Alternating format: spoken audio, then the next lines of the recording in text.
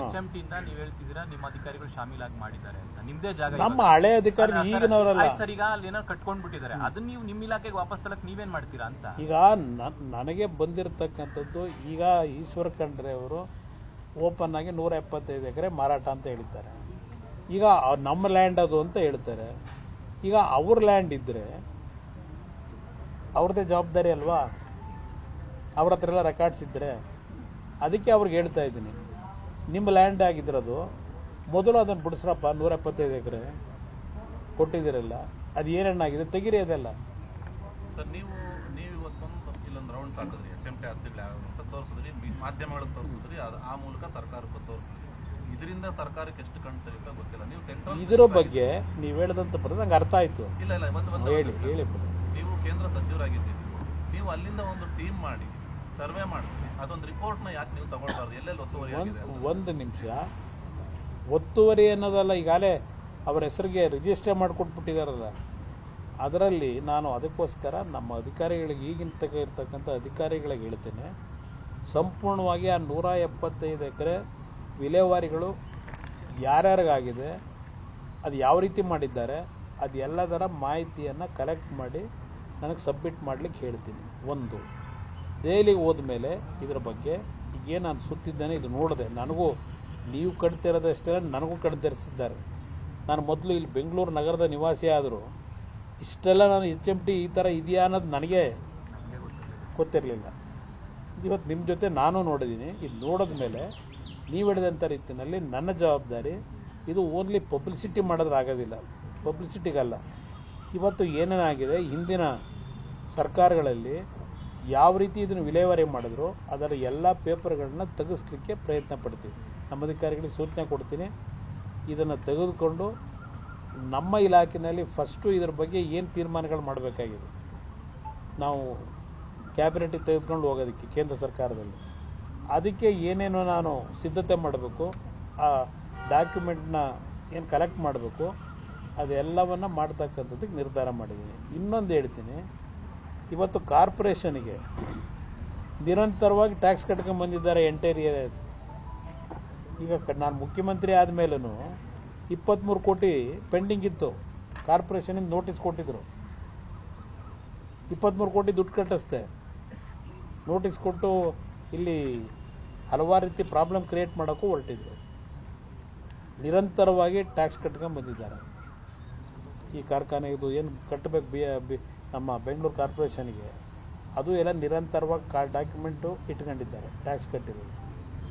ಈಗ ಇವ್ರು ನಮ್ಮ ಅರಣ್ಯ ಇಲಾಖೆ ಭೂಮಿ ಅಂದರೆ ಅರ್ಥ ಇದೆಯಾ? ಅದರಿಂದ ಅವರು ಮೊದಲು ಅವ್ರ ಮುಖ್ಯಮಂತ್ರಿಗಳಿಗೆ ಹೇಳಿ ಇದು ಯಾವ ರೀತಿ ಇಲ್ಲೀಗಲ್ ವೇನಲ್ಲಾಗಿದೆ, ಯಾವ ರೀತಿ ಒಂದು ಇಲಾಖೆಯಿಂದ ಇನ್ನೊಂದು ಇಲಾಖೆಗೆ, ಈಗ ಡಿಫೆನ್ಸ್ಗೋ, ಇಸ್ರೋಗೋ, ಇಲ್ಲ ನಿಮ್ಮ ಗೇರ್ ಅಥಾರಿಟಿ ಆಫ್ ಇಂಡಿಯಾಗೋ ಯಾವ್ದು ಕೊಟ್ಕೊಂಡಿದ್ದಾರೆ ಅವೆಲ್ಲ ಒಂದು ಭಾಗ.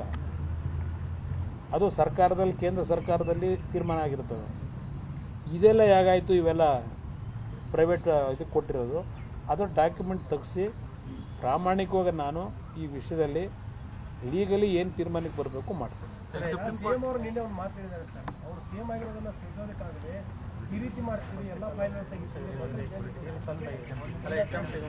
ಯಾವ ಫೈಲ್ ಅಣ್ಣ? ಫೈಲ್ ಹೊಸ್ದಾಗಿ ತೆಗಿಯೋದೇ ಬೇಕಾಗಿಲ್ಲ. ಫೈಲು ಹೊಸ್ದಾಗಿ ತೆಗಿಯೋದಿಲ್ಲಪ್ಪ, ಎಲ್ಲ ಹಳೇವೇ ಇದಾವೆ. ಅದು ಹೊಸ್ದಾಗಿ ತೆಗಿಬೇಕಾಗಿಲ್ಲ. HMT ವಾಟರ್ಸ್ ಅನ್ನೋದು ಕಂಪನಿ ಅದು ಕ್ಲೋಸ್ ಆಗಿದೆ ಅನ್ನೋದು ಅವರು ಹೇಳಿದ್ರು, ಕ್ಲೋಸ್ ಆಗಿದೆ. ಈಗ ರಿವೈವ್ ಮಾಡ್ತೀನಿ ಅಂತ ಹೇಳ್ತಾ ಇದ್ದಾರೆ. ರಿವೈವ್ ಮಾಡ್ತೀನಿ ಅಂತ ಹೇಳಿದ್ರೆ ಅಫಿಷಿಯಲ್ ಆಗಿ ಕ್ಲೋಸ್ ಆಗಿರೋದನ್ನ ರಿವೈವ್ ಮಾಡೋದಕ್ಕೆ ಏನು ಡಿಸಿಷನ್ ಆಯ್ತು? ಸೆಂಟ್ರಲ್ ಗವರ್ಮೆಂಟ್ ಅಲ್ಲಿ ಏನಾದರೂ ಇದಕ್ಕೆ ಒಂದು ನಿಮಿಷ ರಿವೈವ್ ಮಾಡಲಿಕ್ಕೇನೆ ಹಲವಾರು ರೀತಿಯಲ್ಲಿ ತೀರ್ಮಾನಗಳೇನಾಗಬೇಕು, ಪ್ರೋಸೆಸ್ಸು, ಆ ಪ್ರೋಸೆಸ್ಗೆ ಚಾಲನೆ ಕೊಟ್ಟಾಗಿದೆ. ಇದನ್ನು ರಿವೈವ್ ಮಾಡಲಿಕ್ಕೆ ಡಿಸ್ಇನ್ವೆಸ್ಟ್ಮೆಂಟ್ ಏನಾಗಿದೆ, ದೀಪಂ ಅಂತಕ್ಕಂಥದ್ದು ಒಂದು ನಮ್ಮಲ್ಲಿ ಕೇಂದ್ರ ಸರ್ಕಾರದಲ್ಲಿ ಒಂದು ಇಲಾಖೆ ಇದೆ. ಡಿಸ್ಇನ್ವೆಸ್ಟ್ಮೆಂಟ್ ಮಾಡತಕ್ಕಂಥದ್ದು ಆ ಇಲಾಖೆಯಲ್ಲಿ ತೀರ್ಮಾನ ಮಾಡಿರ್ತಾರೆ, ಕ್ಯಾಬಿನೆಟ್ನಲ್ಲೂ ಅಪ್ರೂವ್ ಆಗಿರುತ್ತೆ. ಆ ಹಿನ್ನೆಲೆಯಲ್ಲಿ ಇದನ್ನು ಮತ್ತೆ ರಿವರ್ಸ್ ಮಾಡಬೇಕಲ್ಲ, ಅದಕ್ಕೆ ಕೆಲವು ಕಾನೂನಿನ ತೊಡಕುಗಳಿದೆ. ಆ ಹಿನ್ನೆಲೆ ಒಳಗೆ ನಾವು ಯಾವ ರೀತಿ ಇವತ್ತು ಇದಕ್ಕೆ ಒಂದು ಅಮೌಂಟ್ ಇಷ್ಟು ಬೇಕಿದೆ ರಿವೈವಲ್ಗೆ ಅಂತಕ್ಕಂಥದ್ದು ಒಂದು ಡೀಟೇಲ್ ಪ್ರಾಜೆಕ್ಟ್ ರಿಪೋರ್ಟು ರೆಡಿ ಇದೆ. ಅದಿರಲಿ, ಅದು ಬೇಡ ಈಗ ಹೇಳೋದಿಲ್ಲ. ಅದು ಎಷ್ಟು ಅನ್ನೋದನ್ನ ಕ್ಲಿಯರ್ ಆದಮೇಲೆ ಹೇಳ್ತೀನಿ. ಈಗ ಅದು ಹೇಳೋದು ತಪ್ಪಾಗ್ಬೋದು, ಪ್ರಿಮೇಚೂರು. ಇದಕ್ಕೆ ಈಗಾಗಲೇ ಸರಿ 1 ವರ್ಷದಿಂದ ಎಲ್ಲ ರೀತಿಯಲ್ಲಿ ಇದಕ್ಕನ್ನು ಈ ಸಂಸ್ಥೆನ ಉಳಿಸ್ಲಿಕ್ಕೆ ಪುನಶ್ಚೇತನಗೊಳಿಸ್ಲಿಕ್ಕೆ, ಬರೀ ಬೆಂಗಳೂರದಷ್ಟೇ ಅಲ್ಲ, ಕೇರಳದಿರ್ಬೋದು, ಹೈದರಾಬಾದ್ ಇದನ್ನೆಲ್ಲ ಉಳಿಸ್ಲಿಕ್ಕೆ ಏನು ಮಾಡಬೇಕು ಅನ್ನೋದು ಪೂರ್ಣ ಒಂದು ಮಾಹಿತಿಯನ್ನು ನಾವು ಚರ್ಚೆ ಮಾಡಿ ಆರ್ಥಿಕ ಸಚಿವರಿಗೂ ಕೊಟ್ಟಿದ್ದೇವೆ. ಕೆಲವು ಅಲ್ಲಿಂದ ತೀರ್ಮಾನಗಳಾಗಬೇಕು. ಆ ತೀರ್ಮಾನ ಮಾಡಿಸ್ಲಿಕ್ಕೆ ನಾನು ಇಷ್ಟೆಲ್ಲ ಪ್ರಯತ್ನ ಪಟ್ಟೆ. ಮತ್ತೆ ಭೂಮಿ ಇನ್ನು ಮುಂದೆ ಹೈಕೋರ್ಟ್ ಆರ್ಡರ್ ಬಂದಿತ್ತಲ್ಲ ಸರ್ 6ನೇ ತಾರೀಕು, ಏನು ಅರಣ್ಯ ಭೂಮಿ ವಿಚಾರ ಹೈಕೋರ್ಟ್ದಲ್ಲ, ಅಲ್ಲಲ್ಲ ಹೈಕೋರ್ಟ್ದಲ್ಲ, ಇವರು ಕೋರ್ಟ್ಗೆ ಇದು ಸಬ್ಮಿಟ್ ಮಾಡಿದ್ದಾರೆ. ಏನು 48 ಜನ ಹೆಸರಲ್ಲಿ ಆ ಭೂಮಿ ಸೇಲ್ ಆಗಿದೆ.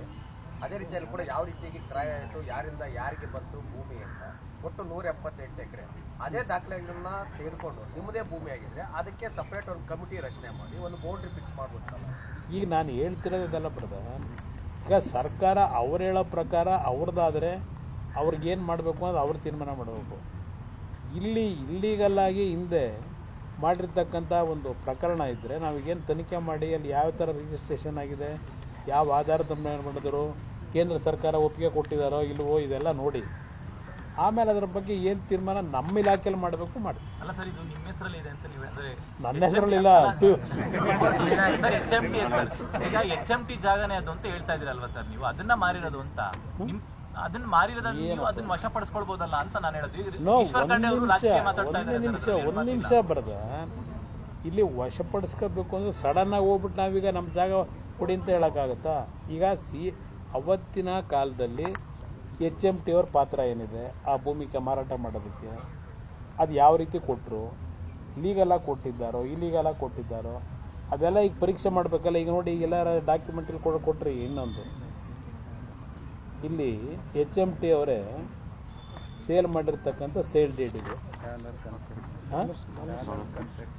ಡಾಲರ್ಸ್ ಕನ್ಸ್ಟ್ರಕ್ಷನ್ನು ಇವ್ರು ಮಾಡಿರ್ತಕ್ಕಂಥ ಇದು ಡಾಲರ್ಸ್ ಕನ್ಸ್ಟ್ರಕ್ಷನ್ 11 ಎಕರೆ ಇರಲಿ, ಇದು ಒಂದು ಹಿಂಗೆ ಇದ್ದಾವೆ. ನಾನು ಇದೆಲ್ಲ ಸಂಪೂರ್ಣ ಹಳೆ ರೆಕಾರ್ಡ್ಗಳು ಏನಿದೆ ತೆಗಿಲಿಕ್ಕೆ ನಮ್ಮ ಅಧಿಕಾರಿಗಳಿಗೆ ಹೇಳ್ತೀನಿ. ಇದನ್ನೆಲ್ಲ ನನಗೆ ಸಬ್ಮಿಟ್ ಮಾಡಿದ ಮೇಲೆ ನಮ್ಮ ಇಲಾಖೆಯಲ್ಲಿ ಅಲ್ಲಿ ನಮ್ಮ ಹೈಯರ್ ಆಫೀಸರ್ಸ್ ಇದ್ದಾರಲ್ಲ ಕೂತು ಇದನ್ನು ಯಾವ ರೀತಿ ಇದಕ್ಕೆ ಒಂದು ಸೊಲ್ಯೂಷನ್ ಕಂಡುಹಿಡಿಬೇಕು. ಸೊಲ್ಯೂಷನ್ ಅಂದರೆ ಲೀಗಲ್ ಮಾಡಿಕೊಡೋಕ್ಕಲ್ಲ, ಇಲ್ಲಿಗಲ್ ಇದ್ದರೆ ಏನು ಆ್ಯಕ್ಷನ್ ತಗೋಬೇಕು, ರೆಕಮೆಂಡೇಶನ್ ಏನು ಮಾಡಬೇಕು ಪ್ರಧಾನಮಂತ್ರಿಗಳಿಗೆ, ಅದನ್ನು ಪ್ರಾಮಾಣಿಕ ಮತ್ತು 2018ರಲ್ಲಿ ಬಂದಂಥ ಸರ್ಕಾರದಲ್ಲಿ ಮಂತ್ರಿಗಳು ಮುಖ್ಯಮಂತ್ರಿಗಳಾದಂಥ ನಗರ ಸಚಿವರಾದಂಥ ಅದು ಕೂಡ ಒತ್ತುವರಿಯಾಗಿರೋದ್ರ ಬಗ್ಗೆ ಏನಾದರೂ ಮಾಹಿತಿ ಇದೆಯಾ ಸರ್? ನನಗೆ ನಾನು SM ಕೃಷ್ಣ ಅವರಾದ್ಮೇಲೆ ಧರ್ಮಸಿಂಗ್ ಇದ್ದರು, ಧರ್ಮಸಿಂಗ್ ಆದಮೇಲೆ ನಾನು ಬಂದಿದ್ದೀನಿ.